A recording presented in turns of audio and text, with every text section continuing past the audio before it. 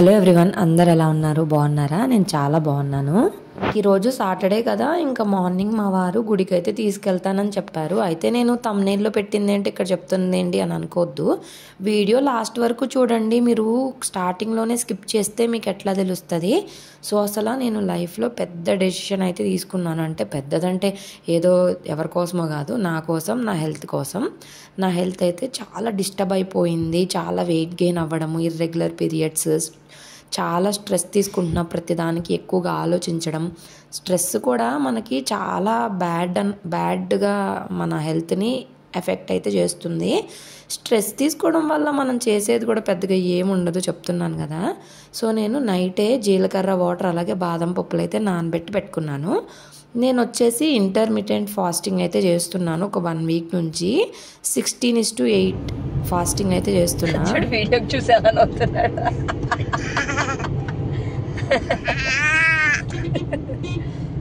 బొంగరకొండ.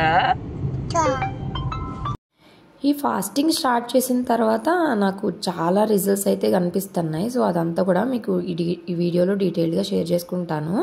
So last వరకు చూడండి, skip చేయొద్దు, ఓకేనా? ప్లీజ్ నా ఛానల్ ఇప్పుడే చూస్తుంటే ప్లీజ్ సబ్స్క్రైబ్ చేసుకోండి, లైక్ చేయడం మాత్రం అస్సలు మర్చిపోవద్దు, సపోర్ట్ చేయండి.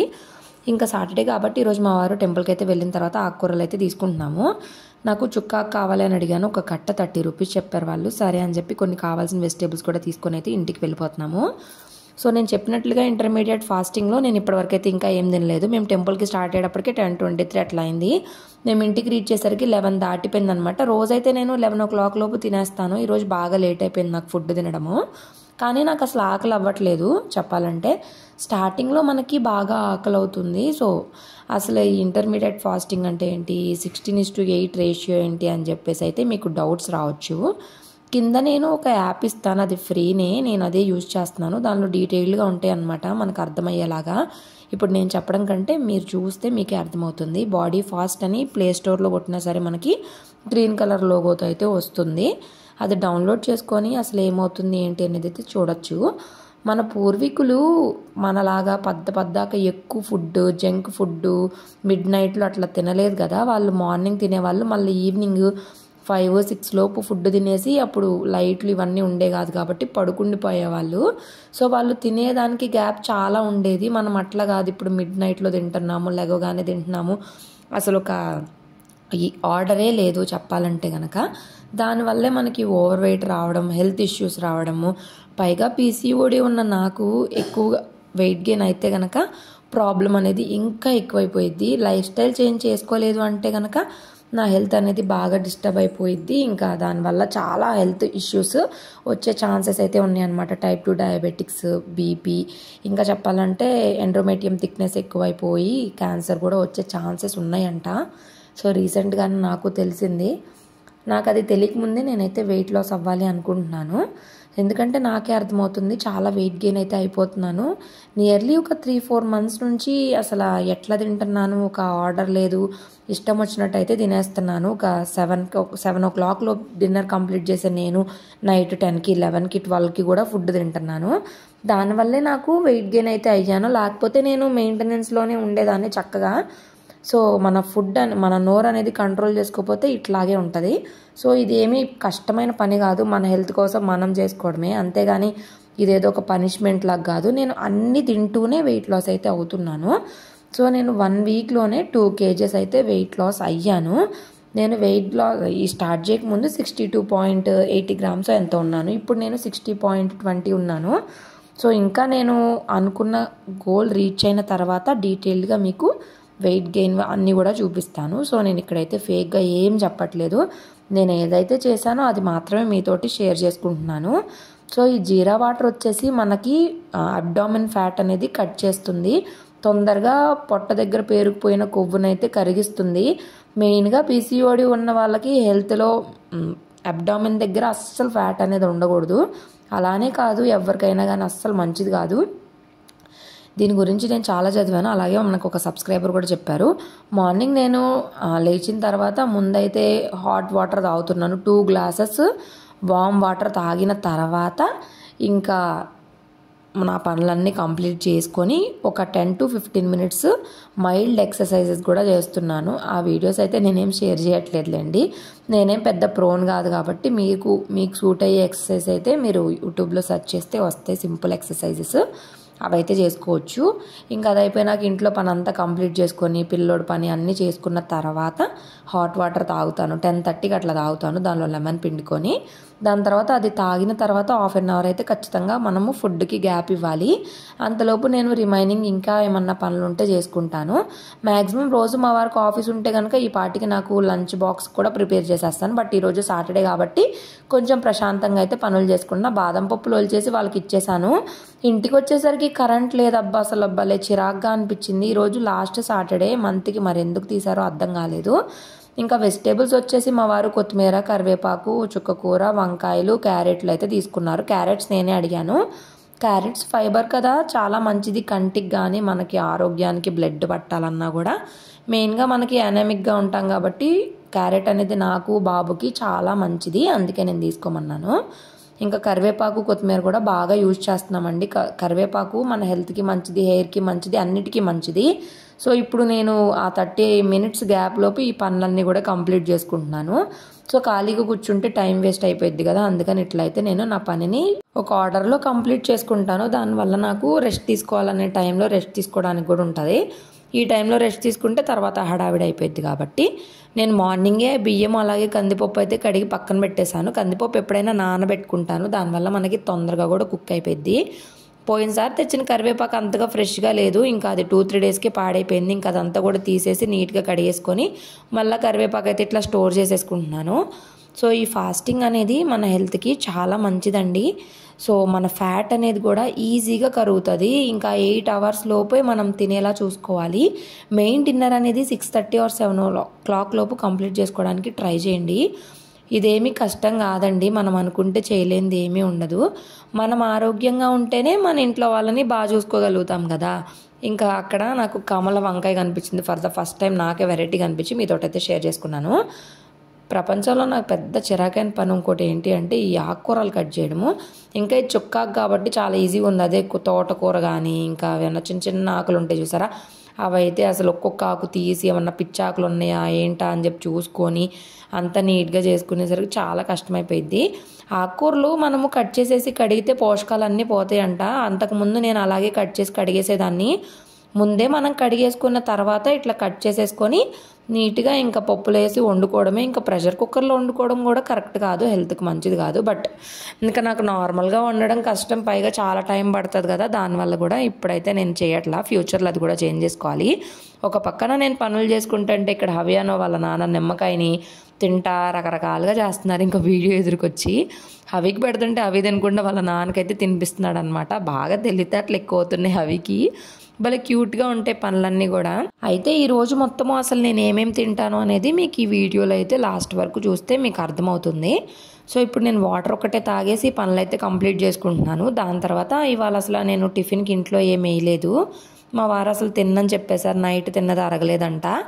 ఇంకా నాకు వచ్చేసి బాదాములు తినేసిన తర్వాత ఇంకా ఇలాగా ఒక 2 ఇడ్లీస్ అయితే ఉన్నాయి. ఒకటి చట్నీతో ఒకటి సాంబార్తో అయితే తింటున్నాను.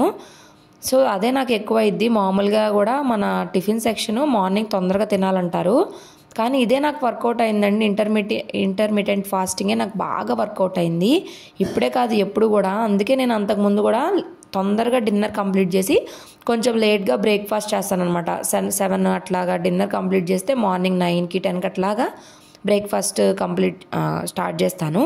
దానివల్ల మన కడుపులో కొంచెం గ్యాప్ అయితే ఉంటుంది. దానివల్ల మన సెల్స్ అనేవి కూడా కొంచెము అన్నీ రికవరీ అవుతాయి. అండ్ మన ఫేస్ కూడా చాలా గ్లోయింగ్గా యంగ్గా కూడా ఉంటామంట.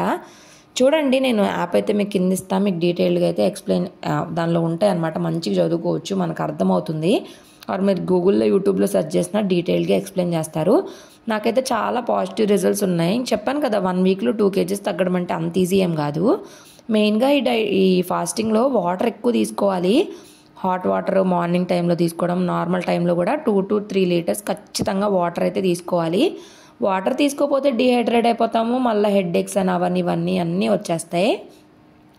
ఒక పక్కన నేను టిఫిన్ తింటా ఉంటే అవి అయితే ఇదిగోండి ఇలా ఆడుకుంటా ఉన్నాడు. నాకైతే చాలా నా వెయిట్ లాస్ చూసుకొని చాలా హ్యాపీగా అనిపించింది. నేనే చేసుకున్నానులేండి, వెయిట్ గెయిన్ ఏమీ ఊరికే అవ్వలేదు, తినకుండా అయితే నేనేం అవ్వలేదు. ఒక్కొక్కసారి అంతే, నోరు కంట్రోల్లో ఉండకపోతే అంతే. ఇంకా దాని తర్వాత మిడ్ స్నాక్ లాగా నేనైతే పొమోగ్రానైట్ తీసుకుంటున్నాను ఫుడ్కి అండ్ బ్రేక్ఫాస్ట్కి లంచ్కి మధ్యలో. నేను ఈరోజు బ్రేక్ఫాస్ట్ చేసేసరికి 12 o'clock అయింది. రోజైతే 11 o'clock లోపు అయిపోయేది. నేను టెంపుల్ నుండి వచ్చి వాటర్ తాగి మళ్ళీ గ్యాప్ తీసుకొని మళ్ళీ నేను బ్రేక్ఫాస్ట్ చేసేసరికి బాగా లేట్ అయిపోయింది. ఇంకా పప్పు పెట్టేశాను, పప్పు ఉడికిపోయింది. ఇంకా అలాగే ఒక పక్కన వంకాయ వేపుడు అయితే చేద్దామని ఇంకా కుకింగ్ అయితే స్టార్ట్ చేసేసాను. ఇంకా మా వారు అక్కడ చేస్తున్నారని హవి ఇంకా మా వారు చుట్టూనే తిరుగుతూ ఉన్నాడు. వంకాయ వేపుడు చాలా బాగా వచ్చింది నాకు. అదేంటో వంకాయలు ఎప్పుడు వండినా సరే కండ్రెక్కిపోయి చేదుగా వస్తుంది. అందుకే నేను వంకాయ కూర అసలు వండను, వంకాయలు కూడా తీసుకొని రాను. ఇంకా బాగా వేడి చేసి జలుబు వచ్చేసింది మాకు నిన్నటి నుంచి. హెల్త్ కొంచెం లోపల డిస్టర్బ్గా ఉంది నాకు, మా వారికి. సో ఫీవర్ వచ్చిద్దేమో అని చాలా టెన్షన్ పడ్డాం, కానీ దేవుడి దయ వల్ల అలా అయితే కాలేదు. అంటే నేను కొన్ని ప్రికాషన్స్ తీసుకున్నాను. రిస్క్ తీసుకోవడం ఎందుకని చెప్పి థ్రోట్ ఇన్ఫెక్షన్ అయింది నాకు. థ్రోట్ పెయిన్ వచ్చేస్తుంది, అమ్మ ఇన్ఫెక్షన్ అయితే మళ్ళీ ఫీవర్ వచ్చింది, నాకు వస్తే వచ్చింది మళ్ళీ హవికి వచ్చేస్తుంది అని చెప్పి నిన్న నైటే నేను హాట్ వాటర్ తాగడము, ఆవిరి పట్టుకోవడము అట్లాగా బాగా కంటిన్యూస్గా అట్లా చేశాను. దానివల్ల నాకు చాలా రిలీఫ్ వచ్చింది. లేకపోతే ఇంకా మామూలుగా ఉండేది కాదు. ఇప్పుడు కూడా నా వాయిస్లో మీకు వింటా ఉంటే కొంచెం లైట్గా డిఫరెన్స్ అయితే ఉంది. అందుకే ఇంకా చలవ చేయడానికి అని చెప్పి కొబ్బరి నీళ్ళు అయితే తెచ్చుకుని ఇంకా కొబ్బరి నీళ్ళు తాగుతున్నాను. కొబ్బరి నీళ్ళు మన హెల్త్కి చాలా మంచిది అండ్ బాడీని కూడా కూల్ చేస్తుంది. అది కాక నేను పెరుగు, పాలు, మజ్జిగ ఏం తినను కాబట్టి ఇంకా నాకున్న ఏకైక ఆప్షను కొబ్బరి నీళ్ళే. ఇంకా నేను కొబ్బరి నీళ్ళు తాగుతుంటే అవి కూడా తాగుతానంటాడు. మార్నింగ్ తీసుకొస్తేనేమో తాగలేదు, కొంచెం ఒక 1 or 2 drops తాగుతున్నాడు, ఇంకా అంతకుమించి తాగట్లేదు. ఇంకా వంట కూడా కంప్లీట్ అయిపోయింది, కానీ నాకు అసలు తొందరగా తినాలనిపించలేదు. ఎందుకంటే డిన్నర్ కూడా నేను చాలా లేట్గా తిన్నాను కదా, దానివల్ల అయితే నాకు అస్సలు ఆకలి అనిపించలేదు. ఇంకా వంకాయ కూర ఈరోజు మా వారు చేశారు కదా, చాలా టేస్టీగా వచ్చింది. నాకైతే చాలా బాగా నచ్చింది. అదేంటో నాకు రాదు, మా వారికి బాగా వచ్చింది. అది కాక ఇది స్టీల్ కడాయి కదా, ఊరికి మా అడుగంటిపోతుంది. దగ్గరుండి వండలేదంటే అడుగంటిపోతుంది. అసలు నాకు అది ఒకటి కష్టంగా ఉంది. ఇక ఇది వచ్చేసి స్మాషర్ అయితే చాలా బాగా యూజ్ అవుతుంది, భలే చక్కగా మెత్తగా మెదుగుతుంది. పప్పు గుత్తి కంటే కూడా ఇదే నాకు చాలా బాగా నచ్చింది. ఇంకా దాని తర్వాత అవి ఏమో టైం అయింది నాన్న, చాలా టైం అయింది, అందరూ పడుకున్నారంటే టైం వద్దంట, టైం నాపేయాలంట, నో నో నో అని చెప్తున్నాడు భలే క్యూట్గా. ఇంకా ఈరోజు లంచ్లోకి ఇన్ని వెరైటీస్ అయితే చేసుకున్నాం. వంకాయ వేపుడు, అలాగే చుక్క కూర పప్పు, ఇంకా వడియాలు, హోమ్మేడ్ వడియాలు, అలాగే వేడివేడిగా అన్నం చేసుకున్నాం. రోజు నేను ఈ బ్రాస్ కుక్వేర్లోనే అన్నం వండుతున్నాను, ఇత్తడి పాత్రలోనే అన్నం వండుతున్నా, మామూలు ఏటిలోనూ వండట్లేదు నేను. మధ్యాహ్నము కొంచెం అన్నం మిగిలిన బాక్స్లోకి పెట్టేసుకొని మళ్ళీ నైట్కి దానిలోనే వండుతాను. ఇంకా చూసారు కదా, నేను లంచ్ చేసేసరికి 2 o'clock అయింది. సో నా లంచ్కి నేను తీసుకున్న ఫుడ్ చూడండి, ఫుడ్ కంటే కూడా కర్రీ అయితే ఎక్కువ తీసుకుంటున్నాను. సో కర్రీ ఎక్కువ తినడం వల్ల ఎక్కువ మనకి ప్రోటీన్స్, విటమిన్స్ అన్నీ ఉంటాయి, కానీ రైస్లో ఏం లేదండి. రీసెంట్గా చూశాను, బియ్యంలో గంజి కూడా వార్ చేసి తినడమే ఇంకా చాలా మంచిదంట. నిదానంగా అది కూడా ట్రై చేయాలి. ప్రస్తుతానికైతే నార్మల్గానే తింటున్నాను.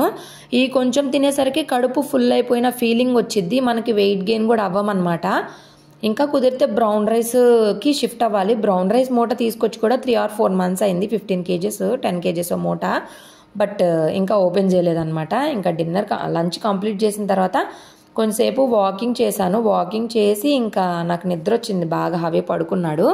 నేను కూడా ఒక 1 hour 1.5 hour రెస్ట్ తీసుకున్నాను. ఇంకా లెగడంతోనే హవి కిందకి తీసుకెళ్ళమని అడుగుతున్నాడు.